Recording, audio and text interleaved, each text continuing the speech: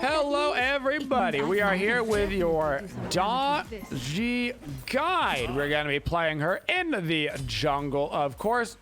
Daji, a very, very aggressive, single target damage oriented assassin.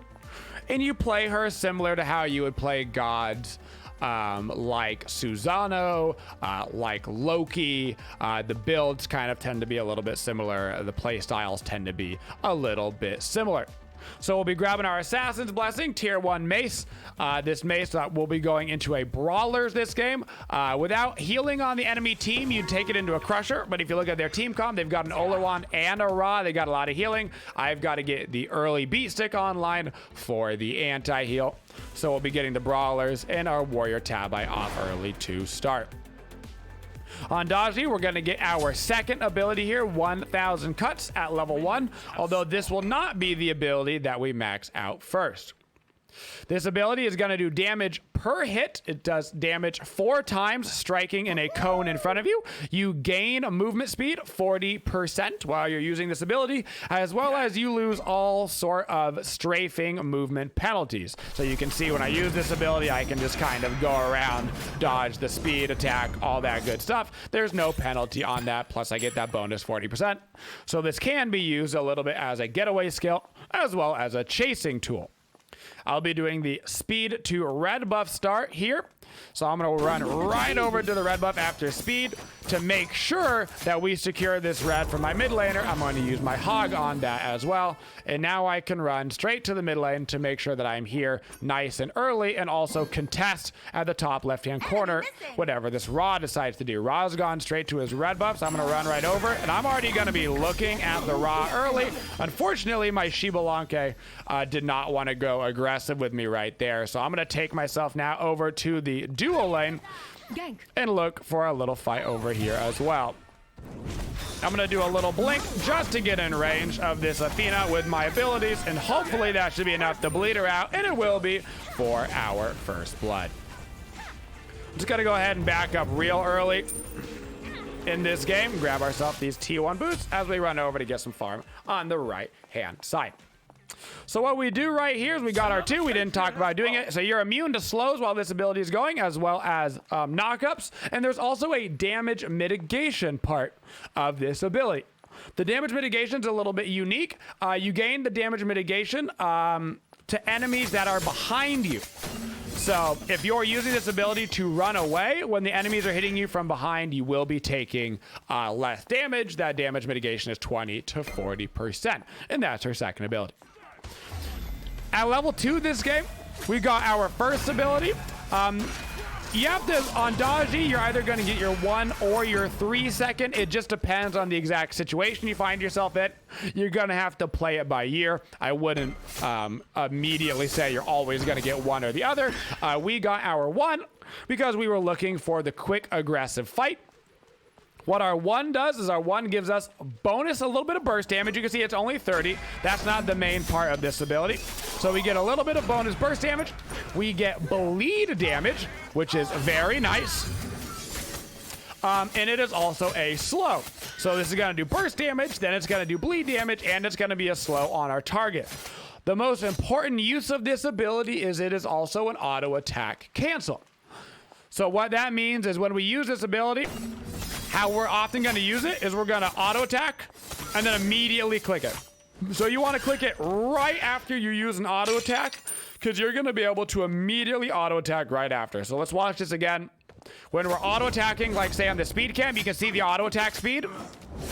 And then look how much faster it comes out when you click the 1 right after an auto. It's going to basically give you 2 autos in a row, which is great. And it's also going to come into play later in the game when we have our Hydra's Lament for maximizing our Hydra's procs. Now, I like to get 2 points into Daji's 2.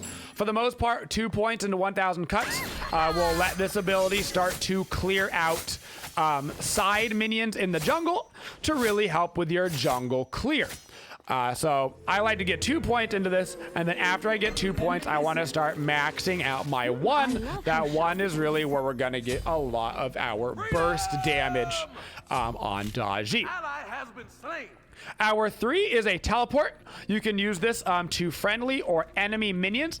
It does go over walls, and yes, you can use it on a friendly god or an enemy god. It is going to let you teleport to the target. And it does damage. If it is an enemy, you'll do damage when you hit on them. And one key part of this ability is the way that you're facing when you actually teleport is the way that you're going to go. So I'm going to turn around and I'm going to end up facing this way. Watch. Teleport. Look this way. Now I teleport behind the blue buff. You will teleport to the location based off of the way that you are looking. I'm going to blink right here onto this Achilles to hit him with my 1 to slow him. I'm trying to wait for him to ulti first before I use my ulti. It doesn't look like I'm going to be able to do it, so I'm going to go ahead and dash in on one more time. He was trying to save his ulti for the CC immunity, but look at that. He saved it, and he died for it. So when you're using your Daji 3, it depends on how exactly you want to approach a target. Sometimes you don't want to be behind them, sometimes you do. But like if I want to be behind the totem, I just turn around and then I teleport to that other side of the totem. It's a little advanced to do this, and I don't think it's super crucial every time you use the ability to like maximize this, but it can be important, like if a target's running away, to like make sure you're behind them so you're a little bit closer, so it's a little bit easier to chase them down, stuff like that, compared to obviously see if I teleport like this, hey look it, I'm right in front of him. Our passive on Daji is pretty easy, pretty straightforward, and it combines really well with all of our abilities. You've got really sharp claws. What that means is basically whenever you basic attack an enemy, you are going to just do a bonus bleed to them. That bleed does scale with your physical power. And this bleed can stack any number of times on a target. So the more you hit them, the more this bleed is going to go. They take this damage twice. It procs once every second for 2 seconds. So theoretically, if you had a bunch of attack speed, you could just keep progging this damage on them. But that is not what we're going to be building on Daji. If you want to, for funsies, do it, you can go for it. But we're going to be building Daji with a lot of power to scale up all of these abilities to smack. You literally want to play her like a Loki, where you get in, one-shot somebody, and then get out. Not that I would know, because I've never played Loki before. I've just played against all of these Loki players, of course. So now we're going to be looking over here to the left lane, going to look for some Oleron. He actually might die before I ever get there. Going to teleport to my 3. It does damage, so he dies as I use that ability to teleport in. I've got an Athena and a Robin on me right now. I'm going to play this a little patiently. I could have used my ulti for getaway right there, but I didn't end up needing to do that. Finally, our ultimate ability on Daji. Really what makes her Daji. I want you to think about this kind of like an Ares chain. You go up onto a giant totem, and you can shoot 3 shots. You have a range on this. Let's just go use it on this Athena. I probably won't be able to kill her from full HP, but let's go ahead and give you a little shot. I'm going to try to body block this Athena dash. I did. I probably wouldn't even need it here to kill him, but I go up into the air and I can fire 1, fire 2, fire 3. I hit the 3rd shot, so when he comes down, he gets pulled to me. You can hit the shot. I'm going to use this on a friendly minion just so you can see me use this as a getaway skill, and then I'm going to use my 2 to give me that bonus movement speed to get away. Okay. So you get 3 shots on the Daji. That shot does initial damage when it hits them, and then it slows them by 20% if they have the chain on them. I love how after that, you can continue to hit the same target with that chain to get extra damage, or you can use it on different targets. One singular use of the chain can hit multiple targets. It's a pretty small targeter, so they have to be standing pretty close together, but if they are, you can hit them. Theoretically, you could hit all 5 people with this ability. When you jump down from the ability, it is going to yank everybody to your totem, just like it would yank everybody to an Ares after his ultimate. Now, one key part about this ability is that you can you can cancel this ability early. You don't have to use all 3 shots. Now, this is an important mechanic because people will beads the chains, and if they beads the chains, they do not get pulled, just like an Aries ult. The difference being that they don't have to time it perfectly or anything. They just have to beads the chains at any given time after they have been hit by this ability, and they will not get pulled. So oftentimes what you want to do is you want to ulti into the air, throw down the chain, and then right click and immediately hop down from your ultimate. So that way you catch them unaware. Maybe they haven't quite beads yet. And so you can get them before they get their CC immunity off. So keep that in mind when you're using Daji ult. That's the most common thing that you want to use on your ulti. In the middle of like a big team fight, you're probably going to use the whole thing just to try to burn beads anybody you can. But in a ganking situation, you often just want to get off that pull as fast as possible to bring somebody out of position. I'm looking for the Olon right here. I'm going to wait for him to come to me. I'm going to switch this way so that way I appear right in front of him. He has used his ulti, and I'm going to jump in the air. I'm going to pop 1, 2, 3 beads on him. He has used his beads, so I'm going to come down right on top of him, try to get an auto attack. This is the risky play of the day, and I'm probably going to go down for this unless I can get my blink off. I am not going to be able, it looks like, to get that blink off. Might be able to run around this way, actually. I'm going to blink here. I've got my dash up, but there's not really a good target to dash to. I'm going to try to bait it this way. Yeah, I'm going to be able to res off the Kepri, though. That's very nice of him, but I'm going to go down anyway. That was Operation Save Daji, and I appreciate it from my team. So I've got the Brothers B-Stick for the anti-heal. I've got the Warrior Tabite. Now I'm going into a third item, Hydra's. Every single one of Daji's abilities will proc Hydra's Lament, and it is a crucial part of her damage output. When you're utilizing the Hydras, it is a very, very standard combo. It's pretty easy. 3 auto, 1 auto. That is the combination that you are using with your Hydras.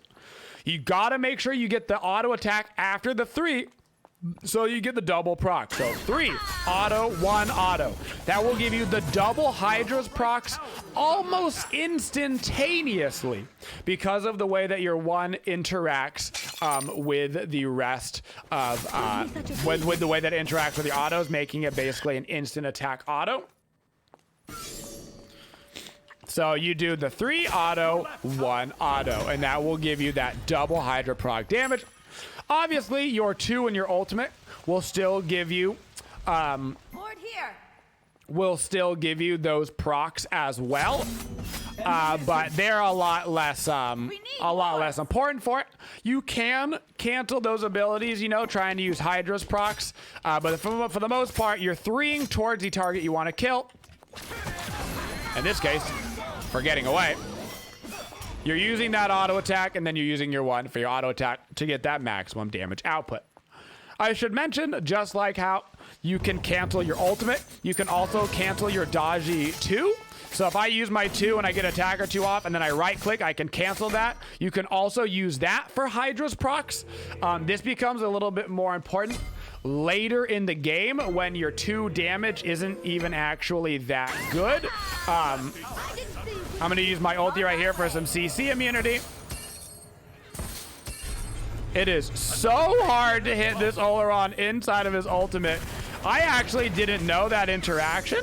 I'm just playing it safe right now so the soul can grab that kill. Daji chains, as it turns out, are slowed down inside of Oleron ulti when they're launching to get down. That is fascinating that the chains themselves aren't, because it's like launching an ability. That's kind of fun. Cool little interaction right there that even I didn't know about. So look at that. Your chains are in fact slowed inside of Oleron ult, which will make it really, really difficult to hit. All right, we've got our blink. Of course, we're getting beads. Blink and beads is pretty much what you're getting on all of your physical assassins. And now we're going to move our way into some pen, specifically Heartseeker. Heartseeker is going to give us a bunch of ability damage here, stacked super well with our Hydras and our auto attacks, and we're going to get that great. So for our leveling order, Daji is a little bit different. So let's talk a little bit more in depth about it. We got 2 points into our 2. So we went 2, 1, 3, 2. We grabbed our ulti, And now we're maxing out our 1, then our 2. And then I'm going to go back and I'm going to max the 3 and then the 4. So I don't get any points on the Daji ultimate until the very end of the game. I grab the 1 point. The biggest thing that I want Daji ult for is 1, CC immunity and a getaway skill if I need to get away. 2, burning beads on the enemy if I want to burn them. Or 3, yanking them right to me so I can use my actual damaging abilities on them. So I grab the 2 points in the 2 to clear those small minions on the harpies. And then I get my 1 max up for the burst damage, then back to the 2 for its damage, and then the 3 and then the 4. Very strange leveling order on Daji, but she's a pretty strange character. I'm going to use my Daji to jump right behind this guy, which looks like it might have actually interrupted his thing. I'm going to ulti over the wall to hit the Athena right here. Got him, which is going to yoink him right to me as well as the Oleron. Unfortunately, there's the entire team here. Literally all 5 members of their team are here, which is a bummer. So I yoinked him right over that wall. You can, of course, use Daji ultimate over a wall, just like you can use her 3 over a wall. It can just be hard with vision, but then you bring them right over to you and your totem.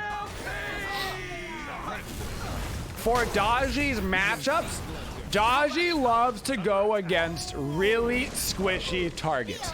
So this enemy team composition is the exact nightmare scenario for a Daji. This is her absolute worst case scenario. Daji does not want to go against sustained characters. She does not want to go against tanky characters. That is her big fat problem zone. She loves going against squishy targets. I'm talking hunters. I'm talking other squishy assassins. That's where she thrives. She wants to be able to jump in on a target, hit them with an auto, 1 auto them, and basically have them be dead. That is where she thrives. So I'm talking squishy hunters like Artemis and AMC and Neath and all of these regular hunters. I'm talking about other squishy assassins. Even the little bit bulkier ones like Thor and stuff are fine. But you really want to be going against squishier targets. A bunch of warriors and guardians and healing mages is not exactly your wonderful zone. So I'm going to throw down 3 chains right here. This is going to yoink them right over to us. I knew that they didn't have their CC immunities up because they had used them earlier. I'm saving my 3 right now to make sure I've got my dash up to get to the Athena. His dash got blocked. Anyway, we're throwing down a sentry ward here on the fire so we can get ourselves a nice pyro. So one interesting interaction that you will see with Daji, and one of the reasons why she's having a really hard time in the meta right now, is block stacks are really good against Daji. You've actually seen this a couple of times this game without maybe even noticing. On the Athena, your 1 is an auto attack. This is a self-stim on an auto attack. That means that your horrible burns, which is your best bursting ability, does not proc on somebody if they have a block stack. So keep that in mind, that you might have to auto attack with this ability multiple times because you're not actually getting credit for it. Block stacks are really, really good against Daji. That means Athena, that means Bellona, that means Shell, which is a super popular active right now. That means Hide of the Nemean Lion, whatever. It is your absolute nightmare scenario to encounter that in the wild. I'm going to try to dash in right now and burn down this Raw, help out my Capri. I don't think I'm going to be able to do this. I knew I'd have the Capri ult to try to get me out of here. And hopefully it was enough of a distraction to get the Capri out as well. And it was fantastic. So like I said, you want to be against very, very squishy targets. Tanky boys are a no-go for you. Your goal on Daji in these team fights is, of course, to kill the squishies. Your absolute #1 job is to find their squishiest targets and to put them down. This game is kind of hard. Basically, their squishiest target is going to be Ra, but I've got to be a little bit careful around Ra because he actually does a lot of damage to me. We should be able to put him down with that. I got to be safe right now. I'm going to put myself into the air for safety reasons. throw down my chains just to keep myself in the air as long as I can, and then I'm actually going to dash away over here, coming back in now that I feel comfortable to get my damage procs in on this Achilles after some of his abilities were down. So much like gods like Chernobog, you can use your ultimate as a defensive ability. You can see right there, I put myself into the air so I couldn't be targeted by abilities, waiting for a better moment to strike on the Achilles, waiting for some of their abilities to be down so I could, even though I was at low health, go in and get some kills. Fantastic. Now we're getting a little bit into the later stages of the build. So this is an extremely tanky team. So I want a disgusting amount of penetration. I'm going to go Titan's Bane this game just because of their team comp. I wouldn't necessarily normally get Titan's Bane on Dodgy. You obviously want % pen, and that's great. But there's not a whole bunch of super good % pen items for her. Like, I've got the 10% on Heartseeker, and that's a great item for her. Normally, you'd get her a little bit more flat pen. Maybe you've got the Crusher, something like that online.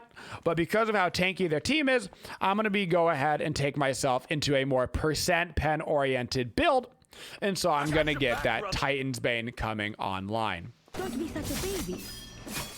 And that'll really give me all the penetration that I need. That'll put me up to 30%, plus, of course, the bonus 20% that we get on that Titan's Bane on our first ability use. I'm going to get a little greedy right here.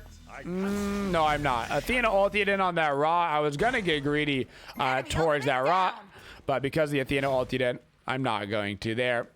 We might need to look for a fight. I'm going to dash over the wall here on these creeps to get a little closer to my Bologna. Oleron is not. I think we should probably take this fight without the Oleron here. So I'm going to be looking in the backline. Of course, you know who it's for. It's for the Ra. I'm going to blink and pass him, immediately go into the ulti, throw down 2 onto him to get the kill. And now I'm looking for Achilles and Athena. Only going to be able to yank the Athena right here. That's okay. Slowing her, turning around to make sure I appear behind him, while continuing to chase him down with our auto attacks, moving on to the Achilles at the very end, popping my 1 for the damage, and now we should go do the Fire Giant. That was basically a perfect dodgy fight for us right there. We got to be engaged in the fight. We got to use our ultimate for the pull on the Athena, but also just for the straight damage aspect over on the, oh, that's awkward, over on the Ra, who was trying to run away from the fight. This is actually going to be a really hard Fire Giant for us. This is super awkward. I didn't realize that my Shibalanke was going to die. He died. I'm not really sure what happened to our Shibalanke. I don't know if he was at 1 HP and he didn't heal up off of the Fire Giant, or what just happened right there, or if he was accidentally tanking or something. I wasn't really paying attention, but that was awkward, and that should have been an easy little fire for us as our soul was rotating over to help us after killing the Oleron, but poor guy got deleted off the face of the planet. That's all right. So now we're going to back up and get our Titan's Bane, and we're at the end of this build. We're going to be getting into a crucial, I actually don't want to sell that Assassin's Blessing yet. I don't have enough gold, so I'm going to back up, reset that, and keep it. A massively crucial item on Daji, because she is so backline diving oriented, because she typically has to use her getaway skills just in order to start the fight. Blood Forge, I would consider a mandatory item on Daji. Typically, I like it as that 5th, 6th item. I'm going up into the air to get away from this Oleron nonsense. Probably not even going to be able to hit him with a chain. That's fine. I'm going to jump over towards my team, use my 3 to jump over that wall, get even closer to him. But I'm not actually backing up off of this. I was just baiting them. I want to keep fighting for this Oleron, so I'm coming around, and I'm looking for the Oli boy. He goes down, and now we're going to be able to hopefully kill this Achilles as well. Somebody needs to back up. I'm going to defend the Titan. We should go for the Fire Giant. I'm going to back up and defend the Titan. Titan's going to take a little bit of damage here, but that's okay. Sometimes you need to do is just go ahead and reset off of a fight without totally leaving. So what we did in that fight is we got a little ganked right by the Oleron. That's okay. So I used my ultimate defensively. I jumped towards my team, and then I ran around back to the back line to make sure that we could continue fighting the good fight after all was said and done. Now I'm backing up to defend left lane. Our party starts up the Fire Giant. Our poor Shibalanka is having a hard track record on the Fire Giant side of the map, but this time we did get the fire, which is great. So we'll be grabbing that Blood Forge here at the end of the build. Like I said, I really don't love it. Maybe as a 5th item, but no earlier than a 5th item. It's really a late game teamfight item. You want to make sure you have your penetration online before that. It is way more important. But we will be getting it because chances are we're going to assassinate somebody in the backline, which means we're going to get that shield proc. That shield proc could very well keep you alive in these team fights, or at least keep you alive long enough, plus that bonus movement speed, to maybe get your teammates there. So even if you don't live, it gives them more time to clean up on the people that you were fighting.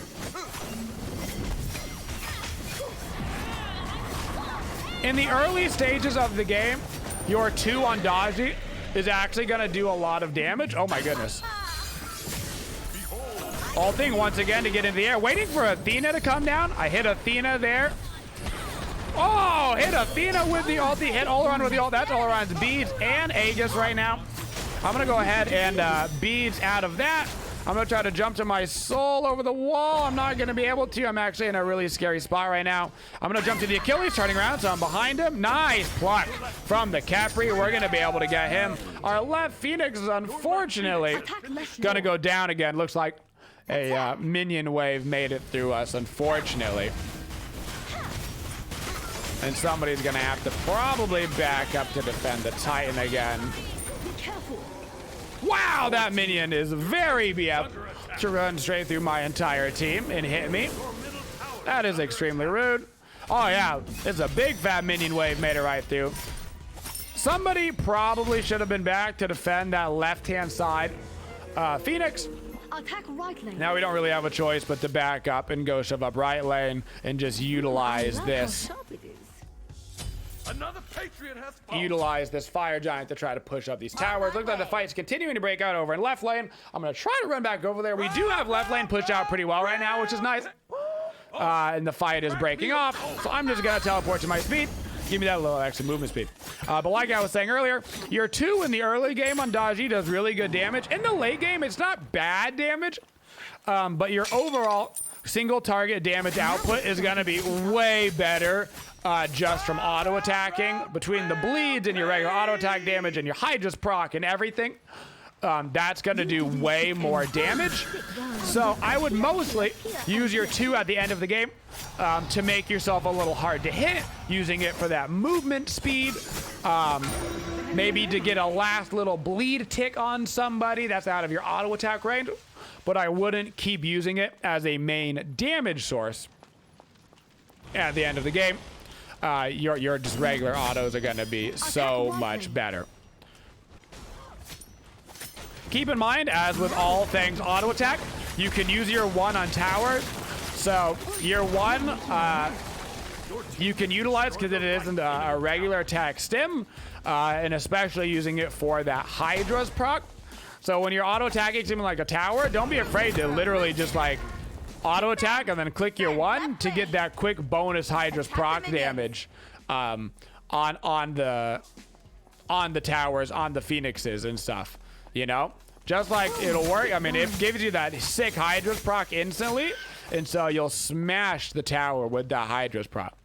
So there's no reason not to use it for it, especially because it's on such a low cooldown as well, only 8 seconds. We gotta wait for Soul, but we should gank mid. We should keep playing around this. I'm gonna do something a little sneaky. I'm gonna go for the early ultimate over the wall, and I'm gonna try to hit somebody. I'm gonna jump down. I hit the Raw, but he had his beads up.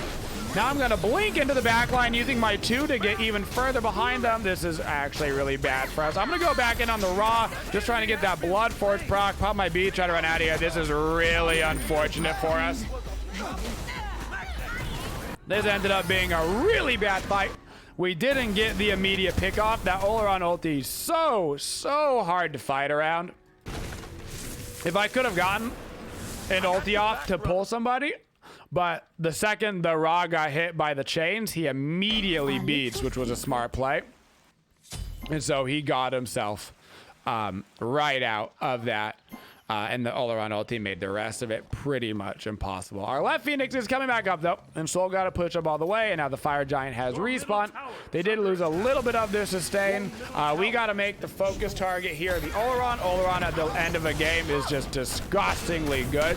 There's a reason why he's a top ban right now. But luckily, as long as his ultimate is down, we're actually okay at fighting him. When we're fighting Oleron, reminder that our 2 is knock up immune. Attack Fire Giant. So if we dash to Oleron and auto attack him for the Hydra's proc, we can also immediately go into our 2 in order to try to get that immunity frame on his knockup. One other thing I will mention is that you can have your 1 proc before you use your 3. I almost thought about not mentioning this because it's not the way you really want to, it's really not the way that you want to use this ability. Preferably, you want to maximize your Hydra's procs. That means using the 3, then the 1. But if you're afraid that you're only going to be able to get 1 auto off, you can pop your 1, then use this to teleport, and then immediately auto attack with that 1 proc. But when you do that, keep in mind that now you are going from 2 Hydra's procs to 1 Hydra's procs because you've used 2 abilities before you auto attacked. So while not necessarily maximizing your damage, there might be some situations where you want to use the combo like that. Specifically in this situation, it comes to mind 1, then 3, auto attack the Oleron immediately, and then use my 2 to try to get the knockback immunity before he is able to use the ability. That would be a great way to utilize that combo to try to maximize the damage before I actually were to get knocked up by him. Now at the very end of this build, if I were to get another item, it's almost guaranteed gonna be defensive. Almost strictly gonna be a 6 item defense if I'm selling my boots. Maybe you can get away with like a hybrid item, something like the Sledge. But Mantle of Discord is typically my go-to item. I'm gonna go right for the Phoenix, and I'm gonna do a ton of damage to it. I'm gonna go into the air immediately. I'm gonna see if I can't force a bead on Oleron. I hit Oleron right there. Nice! The Soul ulti got him. We got him. Now I'm looking to Robin. I have the beads. I'm gonna try to dash into the back line to get out of some of this nonsense. Watch out for the Achilles ult. I'm gonna dodge that. Continue to run away. Just trying to stay alive, stay alive. We went in the back line. We forced the all-around ulti. We had a great Soul ulti on top of my Daji ulti. He had to beat the Soul ult, or he had to beat my Daji ult. He didn't have anything up for the Soul ulti, which is great. I've got no bead, so I gotta play very careful, and my target priority is Ra. Sun, Daylock, Gun. There's a Robin right there. Not gonna be able to target priority nothing, because we are dead. Now I'm gonna sell my boots, give myself that Mantle of Discord for just a little bit of defense here at the end of the game, and start working on things like our Potion of Power. Good kill right there. I don't think they're gonna be able to end the game though. Oleron is respawning. They should probably go ahead and just back this one up. With the Oleron up 4v3, they're not gonna be able to take this fight. So you can see right there, Robin is a really, really good god into Daji. He's a good god into a lot of gods, to be fair. But he has so many ways to basically poke me from range in order to immune. He can easily immune your ultimate with his 2, with his ulti. He's an absolute disaster for Daji to go against. Really, this whole team is, except for the Ra. Ra is the only target that I genuinely don't mind super going against. The Oleron's okay, but he's got so much sustain in his kit that it's actually kind of hard for Daji to kill before he can get some of that sustain off. Ra is usually a little bit easier on that front. Now we back it up and we go ahead and shove this right lane. Get ourselves near the Fire Giant. They've got to defend their 2 Phoenixes now. We've got a little bit of extra defense with that Mantle of Discord. More importantly, we're going to get that CC immunity. if we get low to hopefully keep us alive in order for one of our abilities to come up, like our 3 or our ultimate. Or heck, maybe just continue the fight as we go.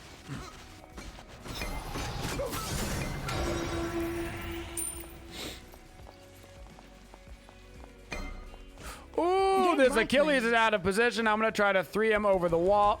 If he comes close to this wall at all, he's going to be getting ganked. Doesn't look like he's actually going to make it past the team at all. So I'm going to stand by here just in case he were to start trying to get away. And it looks like he is.